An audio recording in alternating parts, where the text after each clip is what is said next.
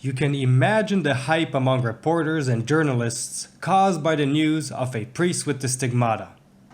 In this video, we have a look at the experience of one of these reporters.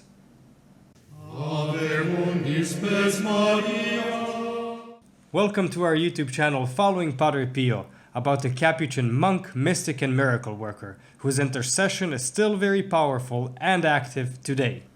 We publish videos 3 times a week on Monday, Wednesday and Friday, so follow us to find out more about the life of this fascinating saint, and you will be amazed at what Padre Pio can do for you, a family member or a friend.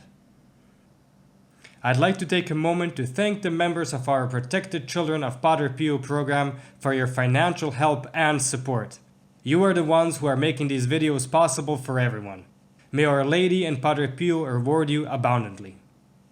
If you're not yet a member of this special program, but you would like to be, then just click the link in the description below to find out more. And now to our story.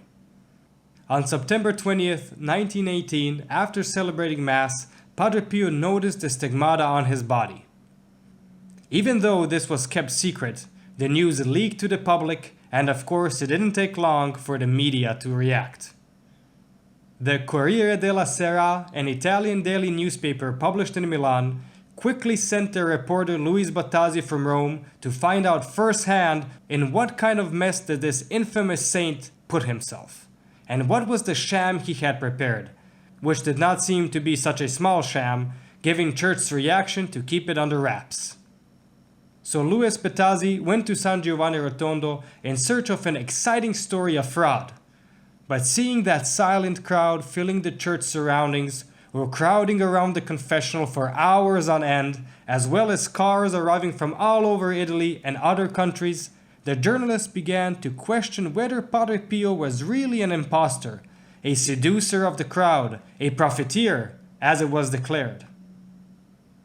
Was there really something wrong there, something dangerous for public order, if everything was taking place in an atmosphere of holy peace, silence and prayer, without any hint of fanaticism? Eventually, and it was not easy, Batasi managed to get closer to Padre Pio and exchange a few words with him. Those few words with Padre Pio were enough for him to realize how cold he was in his attempt to make a journalistic scoop, to denounce the sham that was made around the holiness of the friar. He quickly gave up. The reality was quite different than what he thought. On his way back to Rome, he began to scribble something for his newspaper right there on the train. Among other things, he wrote, "Padre Pio of Pietrelcina, between 35 and 36 years old, is very different from the portrait of him that is sold here of someone so ugly that he seems to have been printed by the devil. But when you talk to him, he is quite the opposite. A handsome young man. He has a dark blonde beard, gray hair on the temples, a serene and humble look, and a soft voice, a voice that descends into one's soul and is never forgotten. Listening to him and looking at him, one has the impression that he alone is unaware of the fame of holiness that surrounds him." Now, Padre Pio was not an exception when it came to being ridiculed by the masses. It seems that most, if not all, saints are generally misunderstood and despised. Even our Lord. Maybe you recall when Nathanael asks the question, "Can anything good come out of Nazareth?" Referring to, of course, Jesus. Or when Jesus visits his hometown and people ask, "Is not this the carpenter, the son of Mary, the brother of James and Joseph and Jude and Simon? Are not also his sisters here with us?" And they were scandalized in regard of him. From this story we can clearly see how the media portrayed Padre Pio as some kind of imposter. They served their readers a portrait of an ugly friar who is ready to scam his way to fame. But in search of a sensational story that would arouse shock and attract many readers, the reporter instead found a humble man who, as he wrote, is unaware of the fame of holiness that surrounds him. I can easily imagine Padre Pio being occupied with his service to the community, immersed in his work, while his fame just grew and grew. The newspaper was probably disappointed with Luis Batasi's report. They probably considered it terribly boring.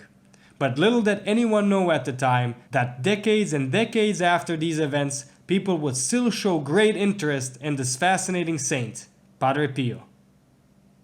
And let's end this video with the words of Jesus from the Sermon on the Mount. Blessed are you when people insult you, persecute you, and falsely say all kinds of evil against you because of me. Rejoice and be glad, because great is your reward in heaven, for in the same way they persecuted the prophets who were before you. Thank you for listening. Please subscribe, click the reminder bell, and share with your friends to help promote our channel. But the best way to get involved in our Padre Pio apostolate is to enroll your Mass intentions for next Friday's Padre Pio Holy Mass. Just click the link in the description below. Check out the videos on the end screen and stay tuned for the next video on the life of Padre Pio.